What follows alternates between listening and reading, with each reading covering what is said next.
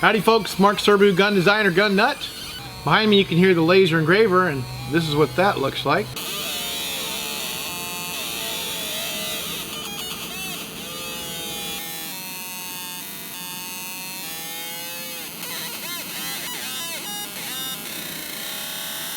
I've been messing around with the SU-15, which has been kind of, what do we call it? Stillborn, waylaid, whatever. It's been, I think I designed it at least, God, I want to say, I don't know, 10 years ago? 11 years ago? Basically, what happened was the SU-15's been sitting around doing nothing forever. And this young guy who runs a machine shop that we use saw it. He was by here doing some other stuff, and he saw it. I, doing some show and tell out of the safe, and he's like, "Oh my God, this is exactly what I've been trying to make myself, and I didn't realize you already had this." And of course, I designed it when he was probably in elementary school, so it's kind of funny, but it's great because he's young and excited, and I'm old and just like, so we got young blood in the project. So the SU-15 might actually get a shot at living finally, which is, it's neat. It's a very cool design. As you know, if you've seen it, I'll have links in the description here of how to look at the other SU-15 videos, so check those out if you haven't already. Alright, here we go. Fire in the hole.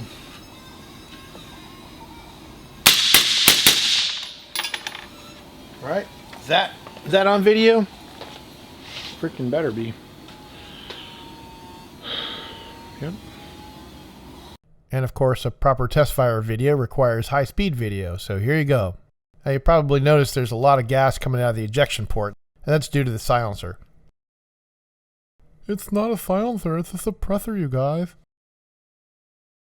Now as you notice, it works great. There's no case deflector there, but the cases always make their way out, and it looks like in a decent direction.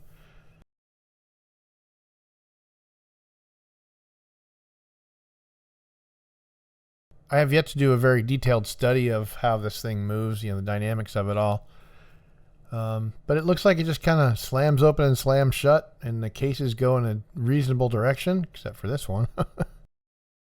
One thing that bothers me, and I don't remember how it got to be this way, but that ejection port looks just a little long, so the bolt carrier has to jump that little gap. Done a modification, at least to the CAD model, to close that ejection port up about 3/8 of an inch so the bolt carrier doesn't need to jump the gap anymore. Not that it matters, because obviously it works. It doesn't get hung up on anything. It just, it's got 3 other ledges that it's engaging before it jumps the gap and engages the 4th ledge. Now, of course, one thing that scares me, you can see that the case isn't quite 90 degrees as it hits the back edge of the ejection port as it is now. So if I were to shorten it up, that case won't even have gotten off the bolt head, I don't know, maybe even 60 degrees. So it's much more likely to want to jump back in the ejection port. What do you think? Let me know in the comments, you AR-15 ejection experts.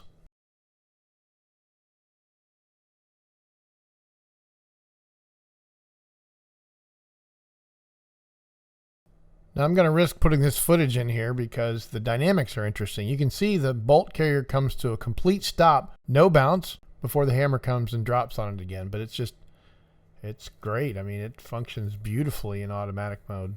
And if you're hearing this and all you're seeing is fuzz on the screen, that means they didn't allow it. So you can only see it on Rumble.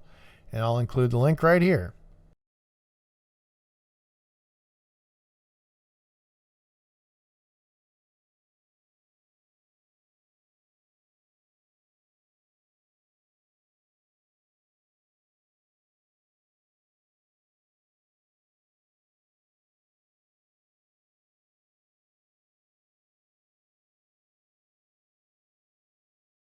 So what do you think about the high-speed footage? Should I just leave it?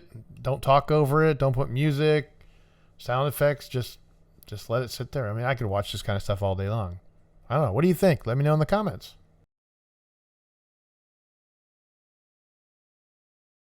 All right, now every time I put up a video or post on social media, people are always asking me, where is Edwin? What's going on with Edwin? So not even 2 weeks ago, he sent me a picture of him with Jazz Booty. No, this isn't it. Hold on. So here they are, just a couple cowboys getting ready to basically babysit some sheep on a really remote pasture. And wait a minute, I'm getting my stories mixed up. But he sent me this picture, and I can't tell. Is that Applebee's or is that Chili's? It's some crappy restaurant. Let me know in the comments if you know. I would appreciate it. I honestly really don't know why he hasn't made videos, but if I had to guess, he got a bunch of videos deleted because they had machine gun footage, a lot of it thanks to me, and I know what a bummer that is, and that could be it, but, I'm sure he'll come back here one of these days and make a video and tell us all about it. Alrighty, folks, thanks for watching. I appreciate you as always. Catch you next time. I wish I knew how to quit you.